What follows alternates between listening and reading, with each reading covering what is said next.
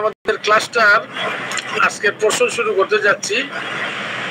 আমরা একটু যান্ত্রিক গোলযোগের কারণে ডক্টর পাটোয়ারি একটু দেরিতে জয়েন করবেন, তো আমি আশা করি আমরা ক্লাসের শৃঙ্খলা বজায় রাখবো এবং ভিডিও এবং অডিওগুলো বন্ধ রাখবো। কোনো আমার কথা যদি শুনতে অসুবিধা হয় বা দেখতে অসুবিধা হয়, কেউ একজন আনমিউট করে আমাকে জানাবেন। ধন্যবাদ। আমি শুরু করতে যাচ্ছি আমাদের আজকের এপিসোড। আপনার স্ক্রিনের সামনে আপনার স্ক্রিনের সামনে একটা স্পষ্ট কি যেন ভেসে আসছে, এর জন্য আপনার চেহারাটা আমি দেখতে পাচ্ছি না। অন্যরা কি দেখতে পাচ্ছেন?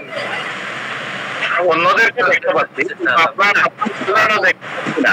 অন্যরা কি আমাকে দেখতে পাচ্ছেন? আরেকজন দেখতে পাচ্ছেন, কোনো সমস্যা নাই। ও, তাইলে বোধহয় আপনার সেটে কোনো সমস্যা আছে, অন্যরা তো দেখতে পাচ্ছে। ঠিক আছে, আমার মনে হয় একটু কষ্ট করুন, 10 মিনিট পর আনোয়ার পাটোয়ারি এসে এটা নিয়ন্ত্রণ নেবেন, তা আমার মনে হয় আর কোনো সমস্যা থাকবে না। এখন আমার কথা শুনতে পারলেও মোটামুটি চলবে। শুনতে পাচ্ছি, কথা শুনতে পাচ্ছি। ওকে ওকে ওকে, দেন আমরা আমাদের পোরশনে চলে যাচ্ছি। আমরা আগে কেস টেকিং সম্বন্ধে আলোচনা করছিলাম, তো কেস টেকিং কিভাবে করে আমরা ডিটেলস আলোচনা করেছি। আজকে আমাদের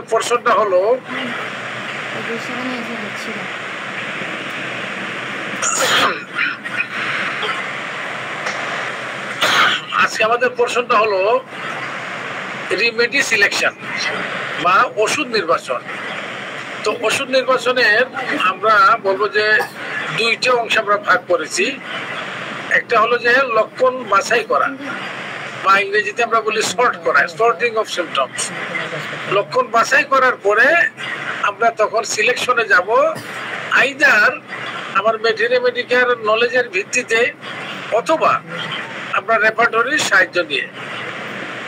এই জন্য এই দুইটা ভাগের প্রথম ভাগে আমরা এখন আলোচনা করছি যে লক্ষণ বাছাই করা, এটা খুব ইম্পর্টেন্ট। মনে করেন আপনি হিস্ট্রিটা নিলেন যেভাবে আমরা বলেছিলাম এর আগের লেকচারে, এবং হানিম্যানের অর্গাননের 83 থেকে 104 নম্বর সূত্রের মধ্যে যেভাবে আছে, এভাবে করে আমরা ফুল হিস্ট্রিটা নিলাম। সে মনে করেন আমার হয়তো 3 পৃষ্ঠা 4 পৃষ্ঠা একটা হিস্ট্রি হলো, এর মধ্যে হয়তো 60-70টা সিমটম আসলো, তার জেনারেল, মেন্টাল এবং পার্টিকুলার মিলে। এখন কথা হলো যারা নতুন তাদেরকে বলছি, তারা হয়তো কনফিউজ হবেন, কারণ আমাদের হোমিওপ্যাথিক প্রেসক্রিপশনের মুদ্রা কথাই হলো যে রোগীর লক্ষণের সঙ্গে মিলিয়ে আমরা মেডিকেল থেকে এমন একটা ওষুধ নির্বাচন করব যে এর প্রতিচ্ছবির সাথে মিলে। রোগীর লক্ষণের প্রতিচ্ছবি মেডিকেল যে ওষুধটা, ওষুধের প্রতিচ্ছবির সাথে মিলে। এখন কত হলো কতটুকু মিলানোর আমরা চেষ্টা করব। পুরোপুরি মিলাতে কি পারবো আমরা? না, পুরোপুরি মিলাতে পারবো না, এটা প্রায় অসম্ভব। তাইলে কতটুকু মিলাবো, কি জিনিসগুলা মিলাবো সেটা হানিম্যানই বলে দিয়েছেন তার 153 থেকে 154 সূত্রে। হানিম্যানই বলে দিয়েছেন। হানিম্যান এর মধ্যে সূত্রের মধ্যে বলছেন যে তোমরা যখন এই যে রোগীর থেকে যে রোগ চিত্রটা তুমি পেলে, এর যে একটা টোটালিটি অফ সিমটম আমরা বলি, আমরা একটু পরে আলোচনা করব টোটালিটি অফ সিমটম কাকে বলে। নিশ্চয় আমরা অনেকে এর মধ্যে জিনিসটা জানি, এই ধারণাই আপনি নেন আপাতত যে রোগীর যে রোগচিত্রের যে টোটালিটি অফ সিমটম, আমরা চেষ্টা করবো এই টোটালিটিকে একটা ওষুধের টোটালিটির সাথে মিলানো। যে ওষুধের মাঝে যেটা বেশি মিলবে সেটাই হবে আমাদের মিলাবো। এখন আমরা কোন জিনিসগুলা মিলাবো, এখানে হানিম্যান বলছেন যে দেখো সবগুলা লক্ষণ মিলানোর দরকার নেই এবং মিলাতে আপনি পারবেনও না, যদি বা পারেনও এটার প্রয়োজন নেই। তাহলে কোন লক্ষণগুলা মিলাবো, ওই লক্ষণগুলাকে আমরা বাছাই করবো। এবং এই লক্ষণগুলোকে হানিম্যান বলছেন, আমরা সংক্ষেপে বলি RUPS, RUPS, rare, uncommon, peculiar and strange. এই লক্ষণগুলো হবে অসাধারণ লক্ষণ, এগুলা আনইউজুয়াল লক্ষণ, পিকুলিয়ার অদ্ভুত ধরনের লক্ষণ, ক্যারেক্টারিস্টিক লক্ষণ। এবং ওই লক্ষণগুলোই শুধুমাত্র আমরা মেডিকেল ওষুধের মধ্যে খোঁজ করবো, আমরা তালাশ করব যে ওষুধের মাঝে ওই লক্ষণগুলো বেশি পাওয়া যাবে, সেটাই হবে আমাদের সিমিলিমাম। এটাই হবে আমাদের একটা কার্যকর সিমিলিমাম।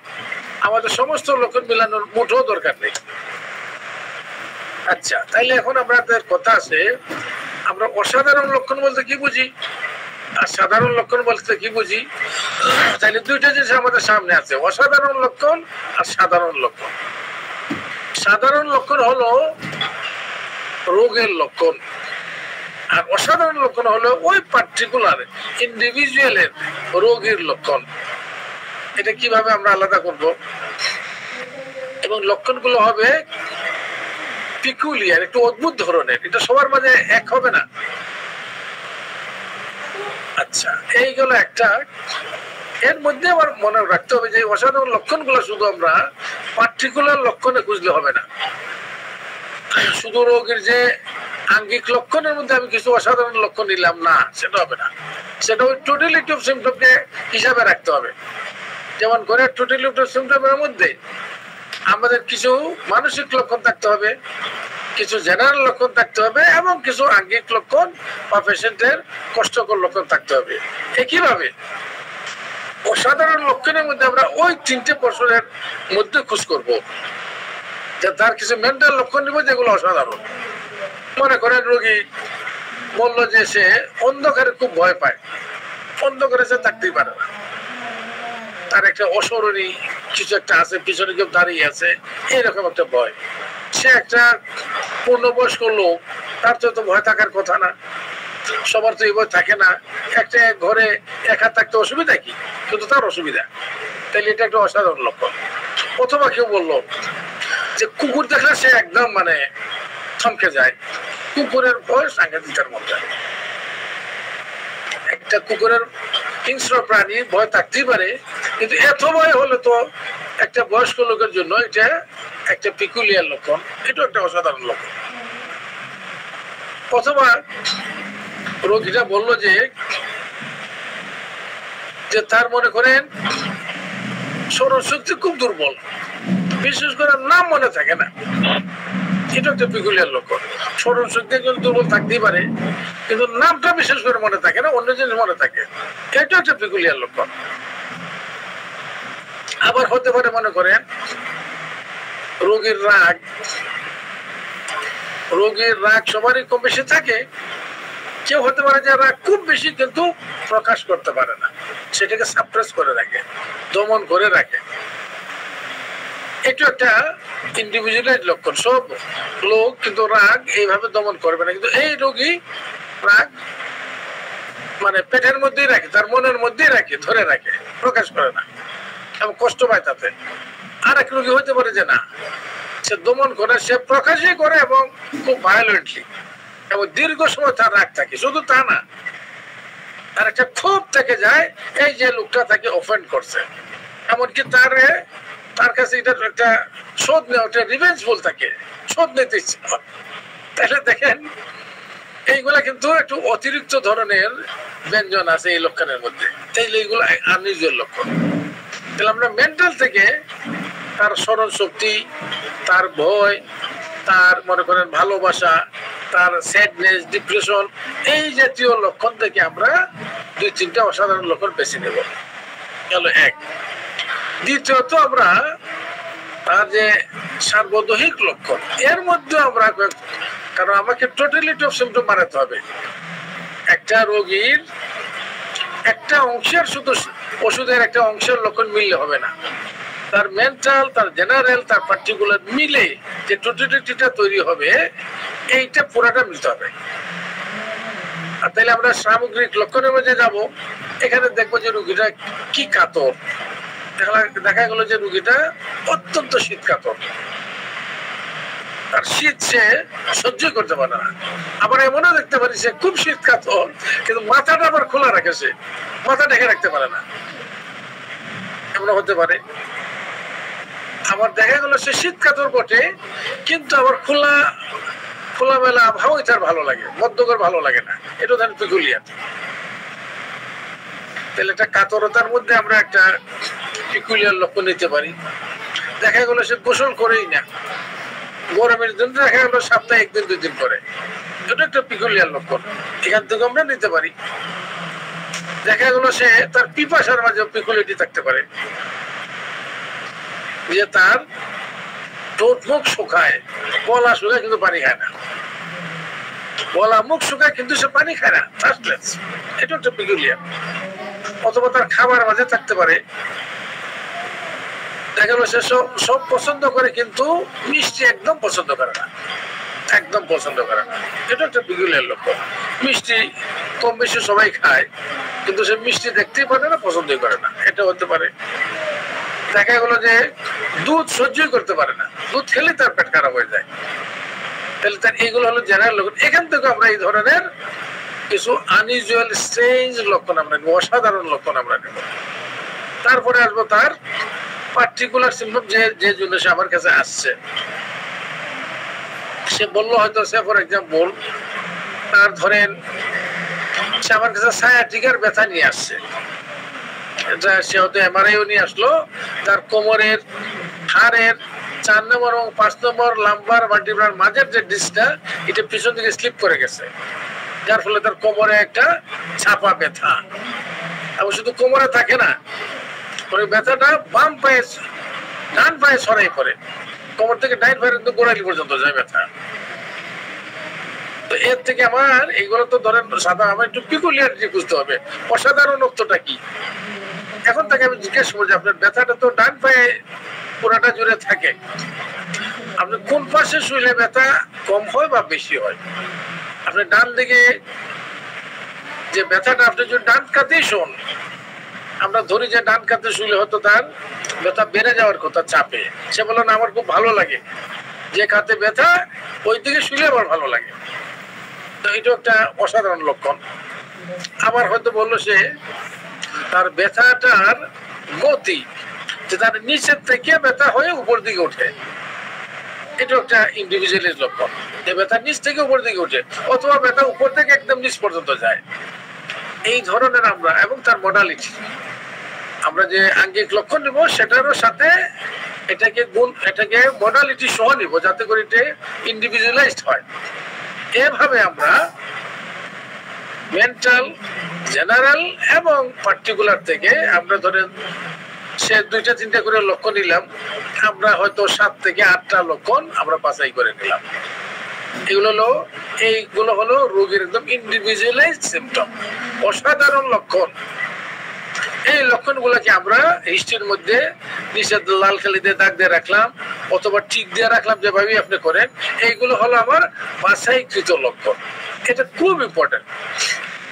এখানে যে মুন্সিয়ানার পরিচয় দিতে পারেন, যে ওই তার লক্ষণের যে অ্যানামনেসিস, এর থেকে আপনি পিকুলিয়ার লক্ষণগুলা আপনি চিহ্নিত করতে পারেন এবং আলাদা করে নিতে পারেন।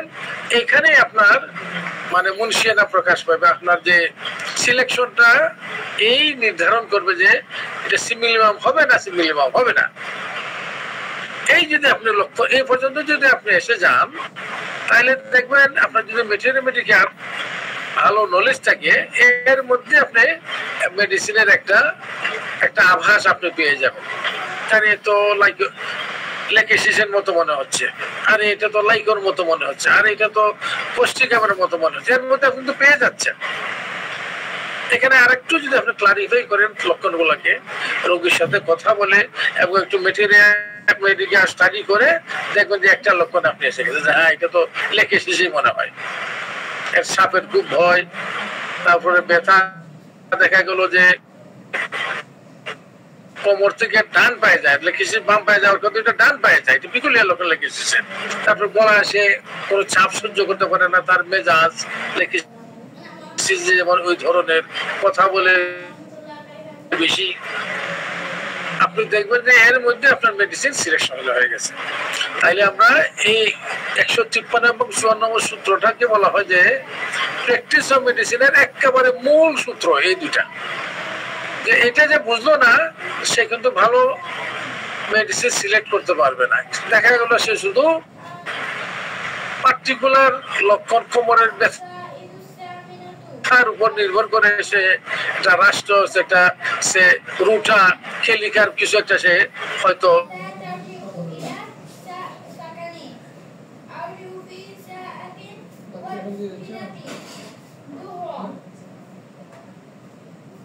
সিলেক্ট করে বসলো, সে তার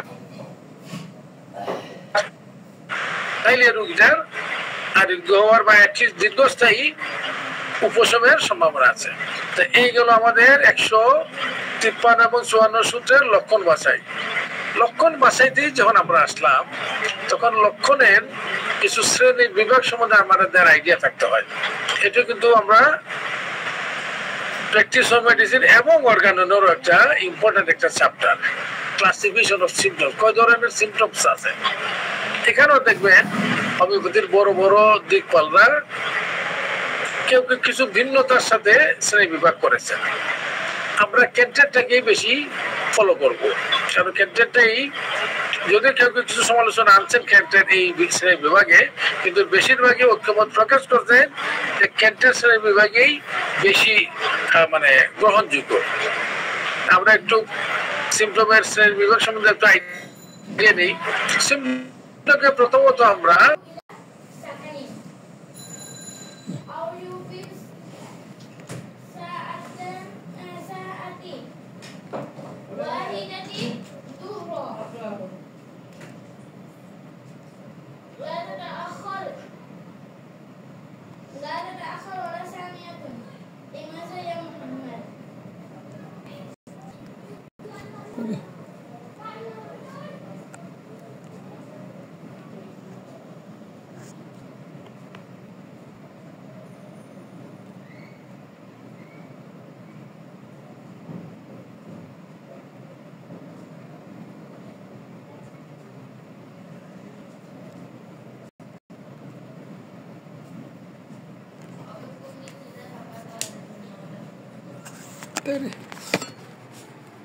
Nah, kalau ni lah.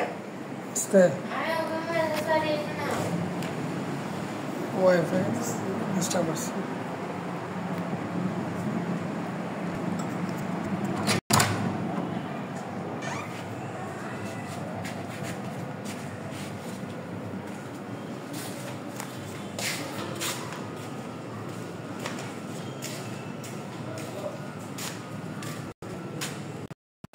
তাহলে আমরা সিম্পটমটাকে প্রথমে দুই ভাগ করতে পারি, একটা হলো জেনারেল, একটা হলো পার্টিকুলার।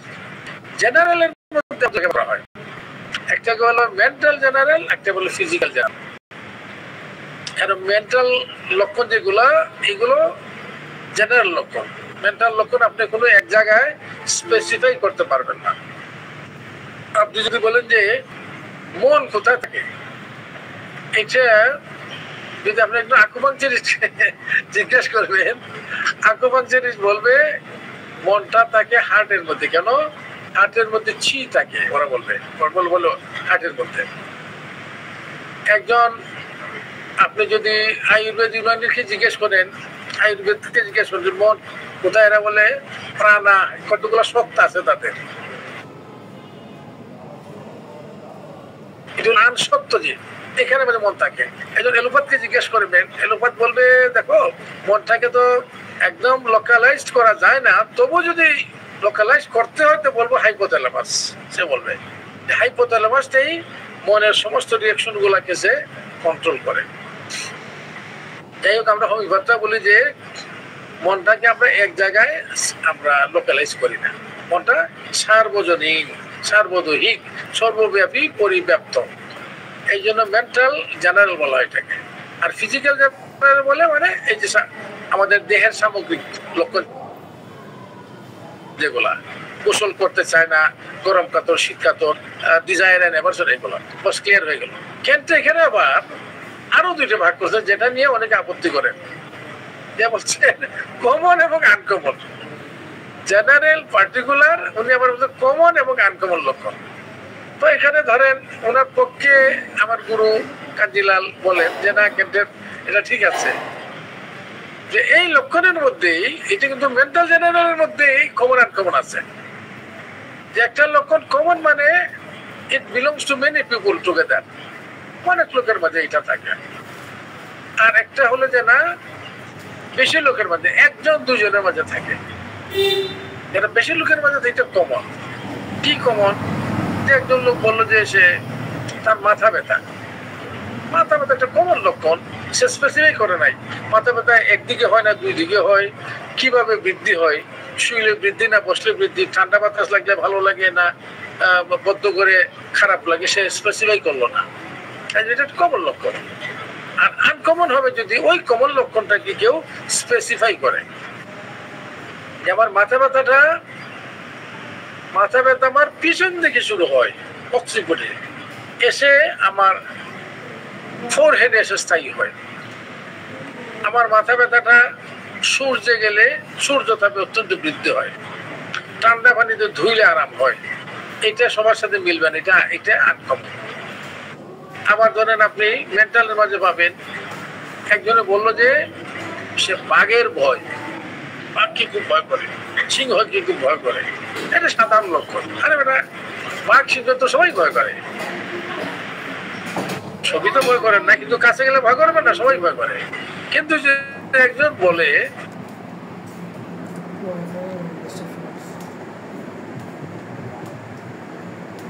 একজন পূর্ণবয়স্ক মহিলা লক্ষণ, আনকমন লক্ষণ। কাজে কাজে আমরা এইভাবে ক্লাসিফাই করতে পারি। এবং সিমটমের বহু ধরনের ক্লাসিফিকেশন আছে। এই ধরনের বই আছে, অনেক বই আছে, আমার কাছে আছে কমসে কম 30টা বই আছে এই লক্ষণের ক্লাসিফিকেশন লেখছে, তারপর কেস টেকিং সংক্রান্ত। এর মধ্যে দেখা যাবে কম 50 ধরনের এই যে লক্ষণকে তারা আইডেন্টিফাই করছে। মোর দেন 50 টাইপস অফ সিম্পটমস। আমরা এতটা যাব না, আমরা শুধু এখানে কয়েকটা নাম বলবো যেগুলা বেশি আছে। এই লক্ষণ এই 4টে মনে রাখবো, খেলতে যে ব্যবহার করছেন, জেনারেল, পার্টিকুলার, কমন, আনকমন। এর সাথে কিছু আছে বলা হয় subjective symptom, objective symptom. Subjective মানে ব্যক্তিনিষ্ঠ। আমি বললাম যে আমার মনটা খুব খারাপ, আমি খুব দুঃখিত, আমি খুব খুশি, এই যে বললাম এটা আমি ফিল করবো, এটা অন্য কেউ ফিল করবে না। এটা হলো সাবজেক্টিভ, যে ব্যক্তি নিজেই শুধু এটা ফিল করে। আর অবজেক্টিভ হলো যেটা অন্য লোকে দেখে এবং পরীক্ষা করে পাওয়া যায়, এটা অবজেক্টিভ সিম্পটম। তারপরে এইভাবে ভাগ করতে পারেন অর্গানিক সিম্পটম বা প্যাথোলজিক্যাল সিম্পটম এবং ফাংশনাল সিম্পটম। ফাংশনাল সিম্পটম হলো যেটা হাতে ধরা যায় না, দেখা যায় না, ফাংশনাল সিম্পটম। একজনে বললো যে আমার খাবার দেখলেই বমির ভাব আসে, এটা দেখা যায় না, এটা ফাংশনাল সিম্পটম। প্যাথোলজিক্যাল অর্গানিক যেটা দেখা যায়, যে দেখা গেল যে আমার গলার টনসিলটা বড় বড় হয়ে গেছে, একদম ক্রনিক হাইপারট্রফিক টনসিল, এটা একটা pathological symptom. Clinical symptom, proof symptom. আমরা জানি প্রুফ সিম্পটম মানে যেটা ওষুধ পরীক্ষা করে যেসব লক্ষণ পাওয়া গেছে। পালসিটিলে মনে করেন গরম ঘরে বৃদ্ধিটা ওষুধ পরীক্ষা করে পাওয়া গেছে।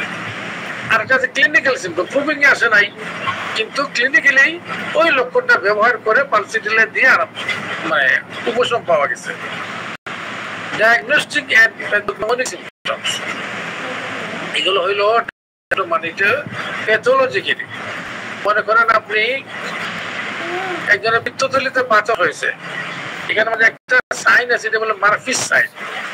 এই যে আপনার 9th কোস্টাল কার্টিলেজের এখানে বললাম আপনি শ্বাস নিতে থাকেন, তো শ্বাস নিতে থাকলো আমি চাপ দিতে একটা পয়েন্ট আছে, সে আটকে যায়, এখানে ব্যথা লেগে গেছে, এইটাকে বলে মারফিস সাইন। এটা হলো ডায়াগনস্টিক লক্ষণ। এটা হলে বলবো হ্যাঁ তার ক্যালকুলাস কোলিসিস্টাইটিস, তার পিত্তথলির প্রদাহ আছে, সাথে পাথর আছে।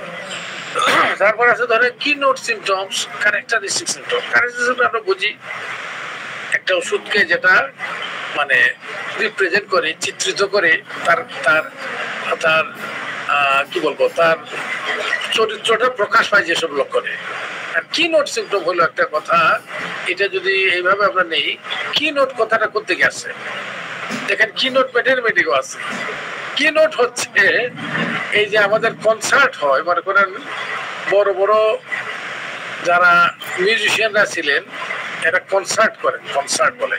কনসার্টে দেখা গেল 20টা বাদ্যযন্ত্র একসাথে বাজাচ্ছে, 20টা বাদ্যযন্ত্র, এদের মধ্যে একটা যন্ত্রকে বলে লিড ইনস্ট্রুমেন্ট। এখানে একটা বাঁশি বাজাচ্ছে, বাঁশিটা লিড করছে, অন্যগুলো তাকে শুধু সঙ্গত দিচ্ছে। এটাকে বলে এই যে কি নোট ইনস্ট্রুমেন্ট এটা। বা আমার ঘরে একটা বেহালা বাজাচ্ছে, বেহালাকে অন্যরা সঙ্গত দিচ্ছে, এটাকে বলে কি নোট।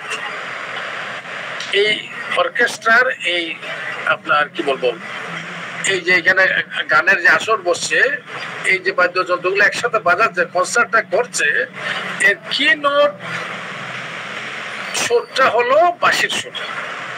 তাহলে এটা কি মিন করে? আমরা হোমিওপ্যাথিক মেডিকেল বাজে যে এটা এমন একটা সিমটম যেটাকে কেন্দ্র করে অন্য সবগুলো আবর্তিত হয়। কি হতে পারে মনে করেন লেখে শিশের হতে পারে। যদি আমরা বলি আরে লাইকোপিডিয়া একটা লক্ষণ, তার 4টার সময় বৃদ্ধি, লেখে শিশের লক্ষণ 4টার সময় বাড়ে।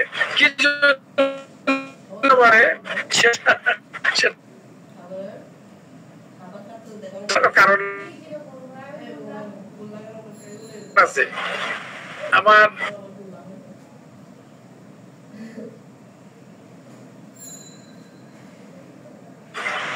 প্রচার পত্র লাল্লাম আমাকে একদিন জিজ্ঞেস করেন, তুমি কি জানো লাইকোপিডিয়ামের লক্ষণ?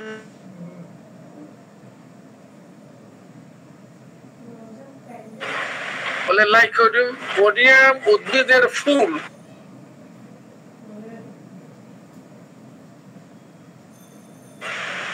দেখেন এটা ডক্ট্রিন অফ সিগনেচার অনুযায়ী এই যে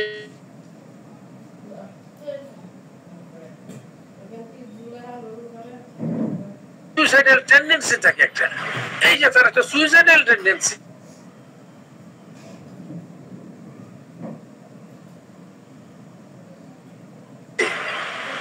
এটা তার কি নোট সিমটম। এইটাকে কেন্দ্র করে তার লাইফের অন্যান্য চিন্তা ভাবনা অন্য কিছু আবর্তিত।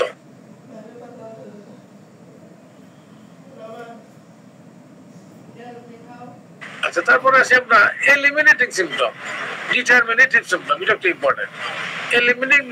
এলিমিনেটিংটা বিশেষ করে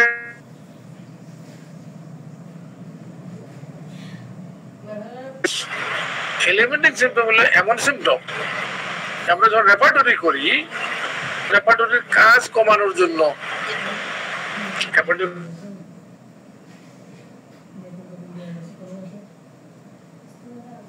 বলে ধরে আপনি যদি 10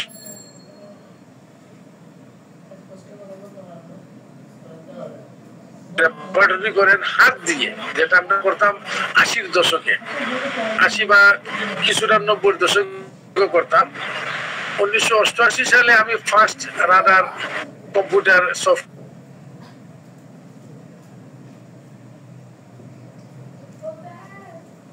আমরা রেপার্টরাইজ করতাম। এটা মানে 1 ঘন্টা সময় লাগতো, 45 মিনিট থেকে 1 ঘন্টা সময় লাগতো রেপার্টরি করতে। এই রেপার্টরাইজেশন সময় কমানোর একটা কায়দা হলো এলিমিনেটিং সিমটম। কি জিনিস এটা? যে মনে করেন আমি তার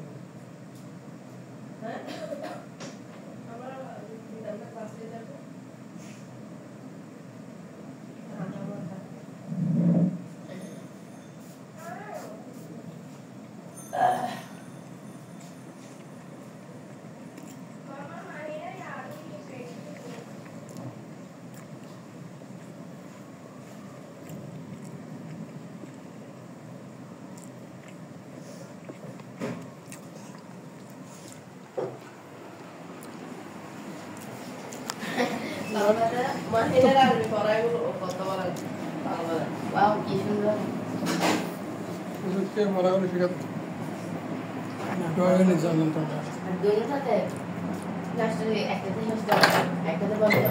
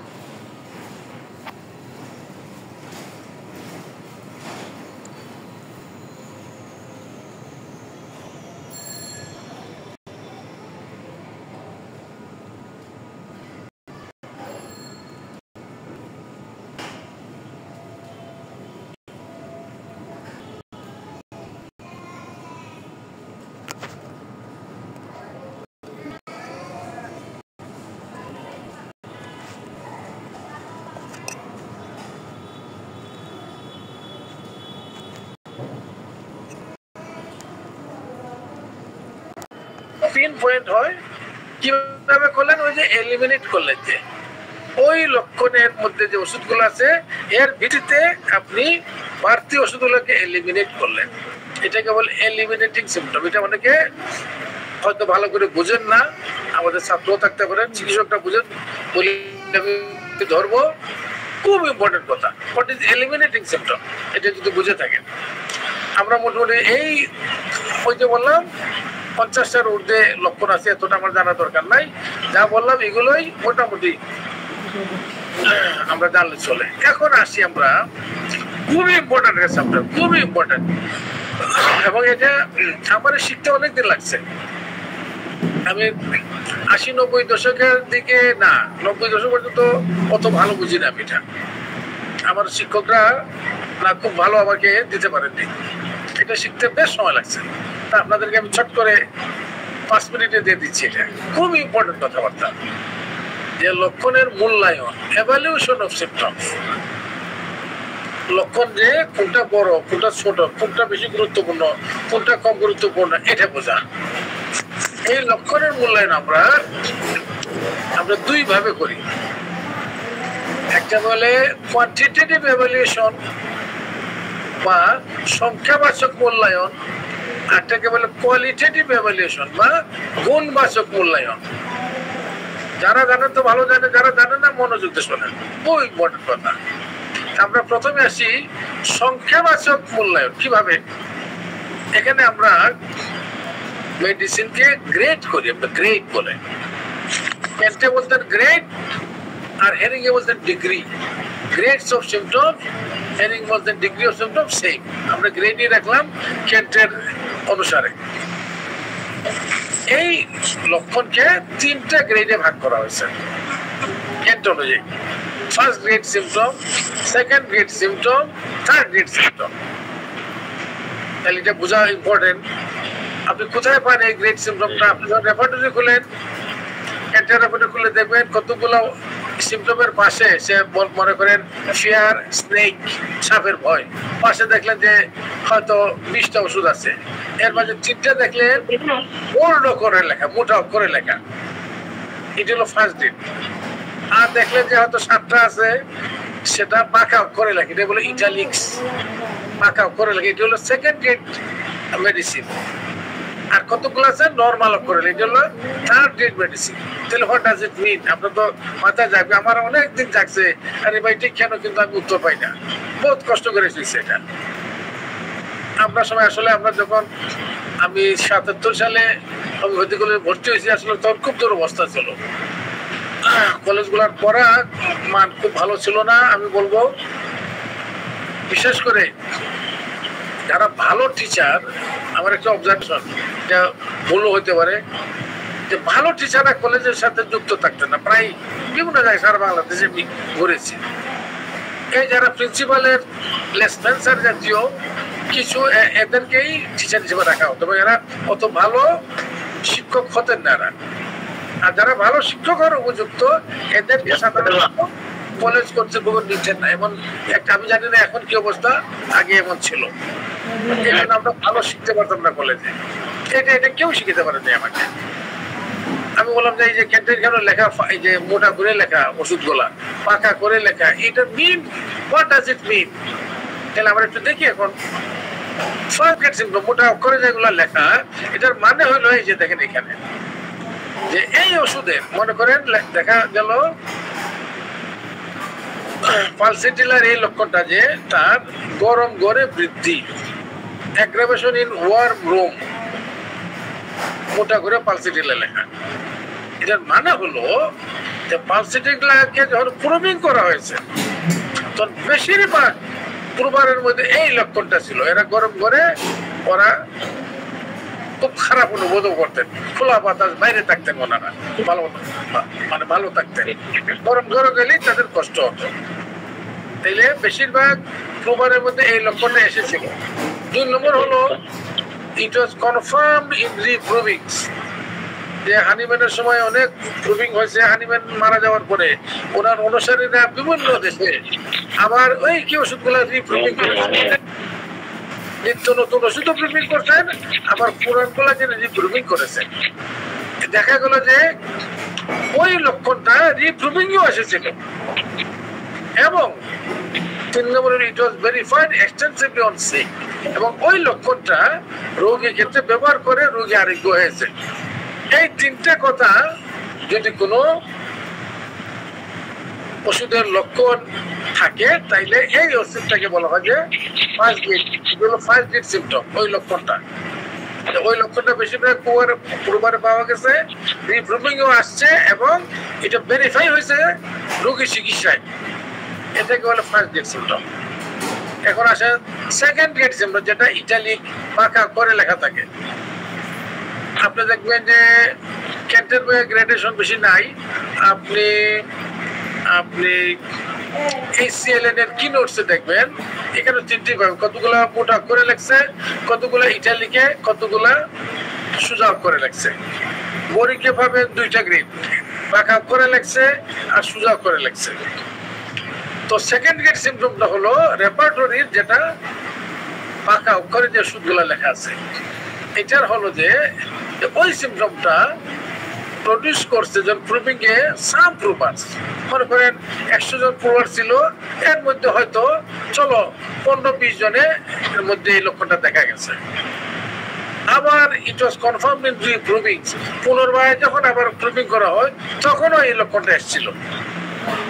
আর হলো verified occasionally on the sick, কোনো সময় কোনো চিকিৎসক এটা রিপোর্ট করছে যে হ্যাঁ এই লক্ষণটা ব্যবহার করে আমার রোগী আরোগ্য হয়েছে, তবে এটা হলো অকেশনালি, বেশি না।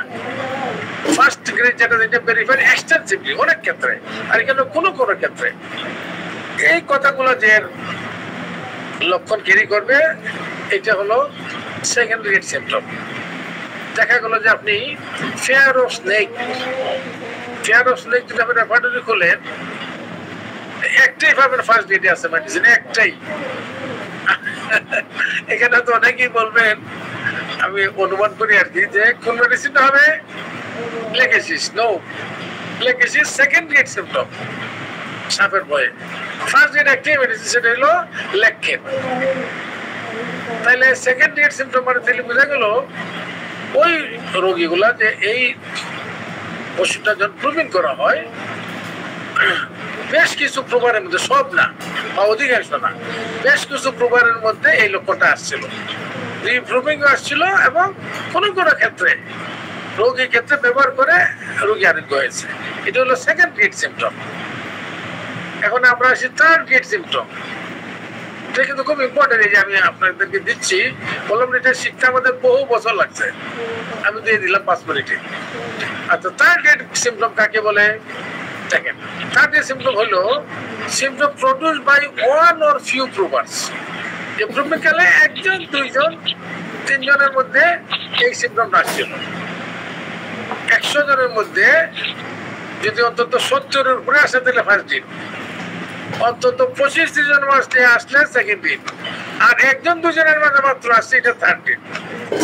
এবং ওই সিমটমটা রিপ্রুভিং এর সময়ও কনফার্ম করা হয়নি, আসেনি, আবার রোগীর ক্ষেত্রে পরীক্ষা করে ভেরিফাই করা হয়নি, তাইলে এটা হবে থার্ড গ্রেড। তাহলে আপনি বলবেন যে বেটা তাহলে এটা রাখছো কেন তুমি? মাত্র 100টার মাঝে 1-2টা রোগীতে আসছে, এটা রিপ্রুভিং আসে নাই, ভেরিফাইও করা হয় নাই, রাখছেন কেন? উত্তর হলো ক্যান্টের উত্তর, যে এগুলোকে রাখা হয়েছে এই কারণে এই ওষুধটা হয়তো আরো ভবিষ্যতে আরো এক্সটেন্সিভলি রিপ্রুভিং হবে, আরো বেশি প্রমাণ নিয়ে, তখন হয়তো এটা আরো বেশি মাত্রায় আসতে পারে।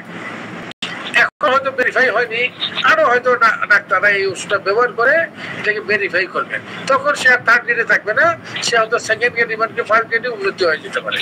এই জন্য থার্ড গ্রেডে রাখা হয়েছে। আর থার্ড গ্রেডের আরেকটা অনুষঙ্গ হলো ক্লিনিক্যাল সিমটম, যে লক্ষণগুলো প্রুভিং আসেনি কিন্তু রোগীর ক্ষেত্রে ব্যবহার করে দেখা গেছে যে এই লক্ষণটা আরোগ্য হয়েছে অমুক ওষুধের দ্বারা।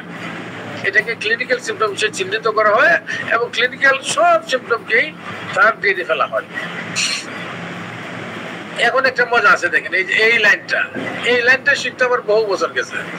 এই লাইনটা এখন আপনি দেখবেন এই যে গ্রেডস গুলা বিভিন্ন ডাক্তার আমাদের যারা দিকপাল, এরকম দিকপাল মহান হোমিওপ্যাথরা বিভিন্নভাবে গ্রেড করছেন। কেন্টে করছেন 3টে grade, first grade, second grade, third grade. Hearing করছেন 4 ডিগ্রি বলেন, first degree, second degree, third degree, fourth degree.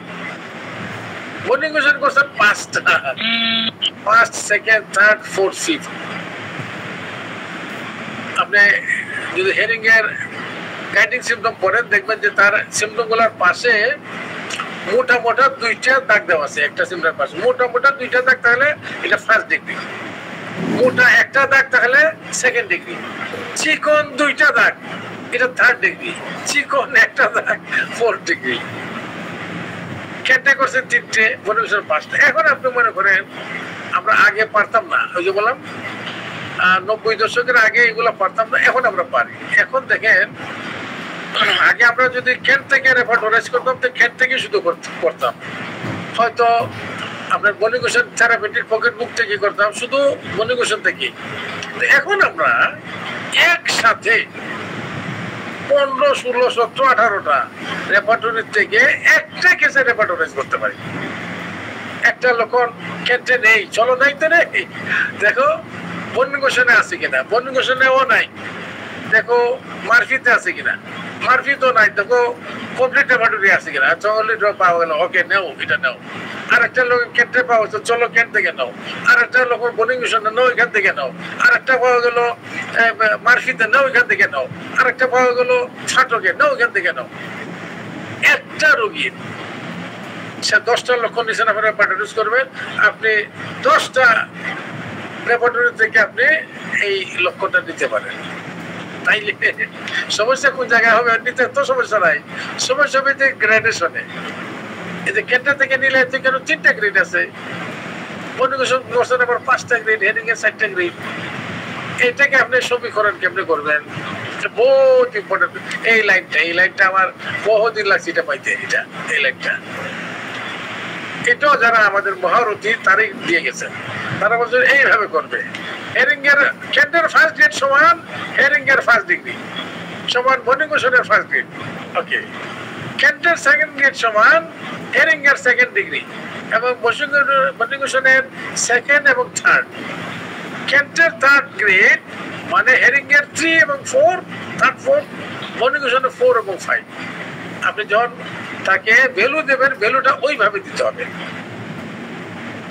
রেপার্টরিতে স্বয়ংক্রিয় ভাবে আছে এগুলা। এই জন্য যারা রেপার্টরি করি তো আর আমরা ওষুধ দিই না, রেপার্টরি ছাড়াই বেশিরভাগ রোগ নির্বাচন হয়ে যায়। যেগুলো কমপ্লিকেটেড কেস, আজকাল অনেক কেস মনে আসছে, দেখবেন যে একটা মেডিসিনে যাওয়া বেশ কঠিন হয়, চিত্রগুলো খন্ড খন্ড থাকে, তখন রেপার্টরি হেল্প নেওয়া ছাড়া ওষুধ ধরা যাওয়া খুব মুশকিল হয়ে যায়। আপনি অনুমান একটা দিয়ে দিলে তো হলো না। একটা রোগী বহু দূর থেকে আপনার কাছে আসছে, আরো অনেক ডাক্তার মারিয়ে আপনার কাছে লাস্ট আসছে। কাজে আপনি যদি সিরিয়াস হন, আপনি ওইভাবেই অনেক সময় করতে হয়। তাইলে আমরা এইভাবে করি। তাইলে দেখেন এটা যারা মোটামুটি যারা এখানে রেগুলার প্র্যাকটিশনার তাদের অবশ্যই এই কথাগুলো কাজ দেবে। যারা টিচার তাদেরও ভালো লাগবে, কারণ তারা পড়াতে পারবেন। আমি একদম সহজ করে দিচ্ছি এখানে, দেখেন এগুলা। যারা স্টুডেন্ট তারা তো অবশ্যই একটা শুধু এটা একটা ভালো ক্লাস করছেন বলে আপনি দিতে পারেন যে আজকে আমি এভালুয়েশন অফ সিমটম মূল্যায়ন শিখছি, বিশাল কথা। আচ্ছা, এখন আমরা বলি একটা মূল্যায়ন করলে আমরা কোয়ান্টিটেটিভ, এই যেটা কোয়ান্টিটি সংখ্যাবাচক, সংখ্যা মানে কি ফার্স্ট, সেকেন্ড আর থার্ড ডিট সংখ্যা দেয়। আরেকটা হলো কোয়ালিটেটিভ এভালুয়েশন, গুণগত মূল্যায়ন। এটা আবার কি গুণগত মূল্যায়নটা কি? গুণগত মূল্যায়নটা হলো যে এই সিমটমের র্যাঙ্ক, এটাকে বলে অনেকে র্যাঙ্ক অফ দ্য সিমটম।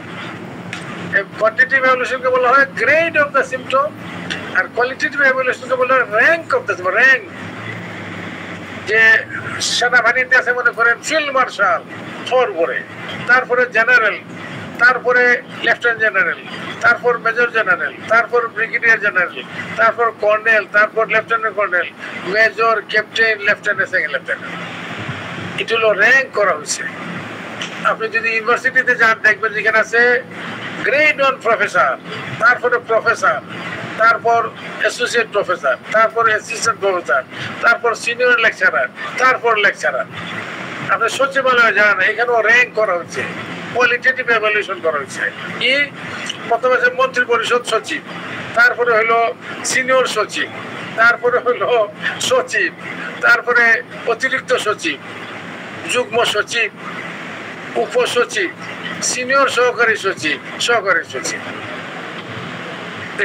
এই জিনিসটাই আমরা এখন দেখবো যে আমাদের সিমটমের মাঝে আছে, একদম মন্ত্রী পরিষদ সচিব থেকে ধরে এখানে সহকারী সচিব পর্যন্ত কিভাবে আমরা যাচ্ছি এইখানে এসে জানাব। এই যে বললাম না যে কেউ যদি মনে করে যে আজকে আমি এখানে এই ক্লাসের শুধু এভালুয়েশন অফ সিমটমটা আমি শিখলাম, বা যারা জানেন যে এটা আমি পুনরালোচনায় করলাম, এইটা আপনার জন্য বিশাল লাভ, বিশাল ব্যাপার। আমি যদি আমার কথা যদি বিশ্বাস করেন, এগুলো আমরা শিখতে বহু বছর এগুলো ক্লিয়ার হয়নি আমাদের কাছে। এটা আপনারা দেখেন কয়েক মিনিটে পেয়ে যাচ্ছেন। আচ্ছা, তাহলে কোয়ালিটেটিভ এভালুয়েশন মানে র্যাঙ্ক অফ সিমটম। র্যাঙ্কটা কি সিমটমের? সিমটমকে আমরা প্রথমে 3টে বড় র্যাঙ্কে ভাগ করছি। র্যাঙ্কে তার মর্যাদা, ফার্স্ট হইল মেন্টাল সিমটম, এটা হলো ফার্স্ট র্যাঙ্ক, হাইয়েস্ট র্যাঙ্ক। তারপরে হলো ফিজিক্যাল জেনারেল সিমটম, এটা হলো সেকেন্ড র্যাঙ্ক। থার্ড হলো পার্টিকুলার বা রিজিওনাল। 3টে বড় র্যাঙ্কে ভাগ করলাম, হাইয়েস্ট, মেন্টাল, তারপর ফিজিক্যাল জেনারেল, তারপর পার্টিকুলার। আবার মেন্টালের মাঝে আবার সাব র্যাঙ্কিং করলাম, এর মাঝে আবার র্যাঙ্ক ভাগ আছে। যে মেন্টালের মাঝে হাইয়েস্ট হলো উইলের সিমটম, কি সিমটম পরে বলবো আমরা। তারপরে হলো ইন্টেলেক্টের সিমটম, তারপর হলো মেমোরির সিমটম। তাহলে মেন্টাল র্যাঙ্কের মাঝে আবার সাব র্যাঙ্কিং 3টা। তারপরে আসেন ফিজিক্যাল জেনারেল, মানে যে জেনারেল সিমটম, সার্বধিক লক্ষণ। এখানের মাঝে একটাই র্যাঙ্ক, সবগুলার সমান র্যাঙ্ক। যেমন কাতরতা, গোসলে ইচ্ছা অনিচ্ছা, পিপাসা, আপনার খাবার রুচি, খাবার ডিজায়ার এবং অ্যাভারশন, স্লিপ, ড্রিম, সেক্স, এগুলো হলো ফিজিক্যাল জেনারেল একটা র্যাঙ্ক। তারপরে আসেন পার্টিকুলার বা রিজিওনাল, একেবারে হেড থেকে ফুট পর্যন্ত যতগুলো আমাদের অঙ্গ আছে সবগুলোর লক্ষণ হলো একটা র্যাঙ্কে। এর মাঝে আবার প্রত্যেকটাতে আবার 2টা সাব র্যাঙ্ক করা হয়েছে। সাব র্যাঙ্ক উইলের যে লক্ষণগুলো আছে। আচ্ছা, এখন একটু বলি উইলের লক্ষণগুলো কি। উইলের লক্ষণগুলো সাধারণত ধরা হয় যে এগুলো ইমোশনাল সিমটম। মনে করেন ভয়, কুকুরের ভয়, বিড়ালের ভয়, সাপের ভয়, সমস্ত ভয়। অ্যাংজাইটি, রোগ নিয়ে অ্যাংজাইটি করে, পরিবার নিয়ে অ্যাংজাইটি করে, পরীক্ষা নিয়ে অ্যাংজাইটি করে, আপনার স্বাস্থ্য নিয়ে অ্যাংজাইটি করে, তার ভবিষ্যৎ নিয়ে অ্যাংজাইটি করে। তারপরে তার ধরেন রাগ, অ্যাঙ্গার, এগুলো সব হলো উইলের লক্ষণ। এখানে নিজেই বুঝে দেন মেন্টালের মধ্যে একটা হাইয়েস্ট র্যাঙ্ক, এগুলো হাইয়েস্ট র্যাঙ্ক। এই উইলের লক্ষণের মাঝে আবার দেখেন আরো 2টা সাব র্যাঙ্ক, একটা হলো আনকমন, একটা হলো কমন। আনকমনটা কি? ওই যে বাঘের ভয় হলো কমন, সবাই বাঘের সবাই ভয় করে। আনকমন তাহলে কি হবে? যে তেলাপোকার ভয়। তেলাপোকা তো একটা অত্যন্ত হার্মলেস এনিমেল, এটা কামড় দিয়ে কি করবে, কিন্তু এটার ভয়ে একদম মানে দেখা যায় তার তর্কা উঠে গেছে একেবারে। আনকমন কমনে আবার 3 ভাগে ভাগ করা হয়েছে। কি? First grade, second grade, third grade. তাহলে দেখেন কিভাবে র্যাঙ্কটা গেল। প্রথমে 3টা র্যাঙ্ক করলো, মেন্টাল লক্ষণ, ফিজিক্যাল জেনারেল লক্ষণ এবং আঙ্গিক লক্ষণ। তারপরে আবার মেন্টালের 3টে sub rank, will, intellect, memory. এর প্রত্যেকটার মাঝে আবার সাব র্যাঙ্ক করছে, uncommon, common, uncommon, common, uncommon, common. আবার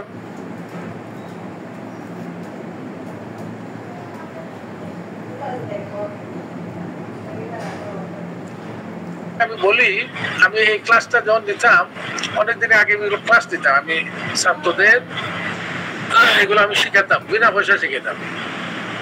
আমি এই ক্লাসের পরে বলতে পারছি, এখন বলো তো হাইয়েস্ট র্যাঙ্কিং সিমটমটা কি আর লোয়েস্ট র্যাঙ্কিং সিমটমটা কি? তাহলে বোঝা গেল যে বলতে পারে যে সে ক্লাসটা বুঝছে। আমি এখানে তো আর প্রশ্নোত্তর করার সুযোগ নেই, আমি এমনি বলে দিচ্ছি। এখানে হাইয়েস্ট র্যাঙ্কিং সিম্পটম হলো মাইন্ড মেন্টাল সিম্পটমের উইলের আনকমন ফার্স্ট রেট। তাহলে first rate uncommon will symptoms of mind হলো একদম highest rank. First rate uncommon will symptom, মনে করেন সাপের ভয়, লেগ কেনের ফার্স্ট রেট সিম্পটম, এটা হলো হাইয়েস্ট র্যাঙ্ক। যে first rate of uncommon will symptom of mind. আর লোয়েস্ট র্যাঙ্ক একবারে কোনটা, একবারে লোয়েস্ট, এটা হলো একদম নিচের দিকে যেতে হবে। পার্টিকুলারের মধ্যে আসেন, এখানে third rate common symptom of particular, third rate, first rate না, কমন সিম্পটম অফ পার্টিকুলার। আপনি যে র্যাঙ্কিংটা বোঝেন, তাইলে এখানে কেন এই র্যাঙ্কিংটা দরকার হয় আমাদের দেখেন।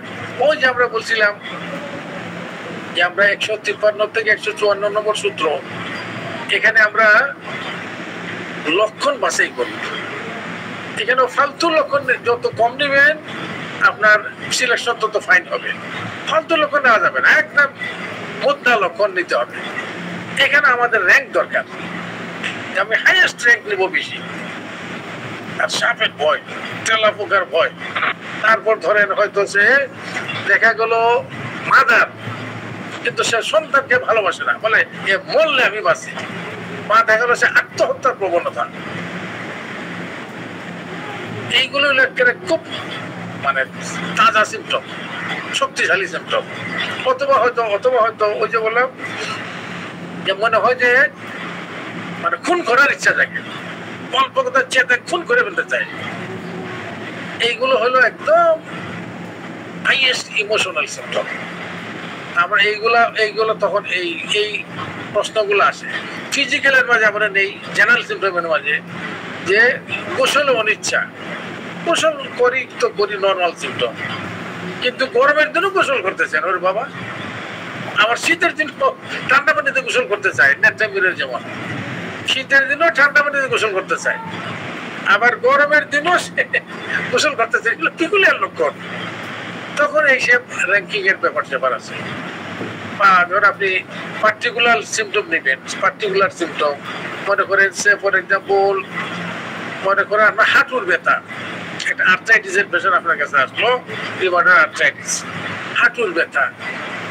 সাধারণত হাঁটুর ব্যথা দেখা গেল যে হাঁটাহাঁটি করতে গেলেই তো বাড়ার কথা, তাই না? এটা তো একটা ইনফ্লেমড জয়েন্ট, নড়াচড়া করলেই ব্যথা।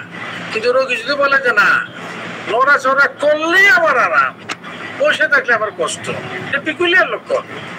কারণ ওটা ইনফ্লামেটরি আপনার ইলিশন। এখানে নড়াচড়া করলে ব্যথা করার কথা ছিল, সে আরাম পায়। আচ্ছা, আপনি দেখলেন যে তার চুলকানি, হেভি চুলকা গায়ের মাঝে, ইরাপশন আছে, তো গরম পানি দিলে আরাম তার। দেখেন এটা তো অত চুলকানি, এত জ্বালা, এত ঠান্ডা পানি দিলে আরাম হওয়ার কথা, কিন্তু না, গরম দিলে আরাম। আপনার রাসবেন, রাসটক্স, এইসব লক্ষণ আসবে এখানে মধ্যে। তাহলে এটা পিকুলিয়ার লক্ষণ। এই জন্য এই যে র্যাঙ্কিং এর ব্যাপারটা, সিমটমের এভালুয়েশনের ব্যাপারটা, আপনি যখন লক্ষণ বাছাই করবেন তখন খুব ইম্পর্টেন্ট এই জিনিসগুলো আছে। আমরা একটু আগাই। আমার মনে আমরা টোটাল সিমটম আর টোটাল নাম্বার অফ সিমটম এটা শেষ করে আজকে বোধহয় শেষ করতে হবে। দেখি জানান একটু দেখি। হ্যাঁ, আচ্ছা, এই পর্যন্ত আমরা আজকে থাকি। এখন আমরা আসি টোটালিটি অফ সিমটম এবং total number of symptom.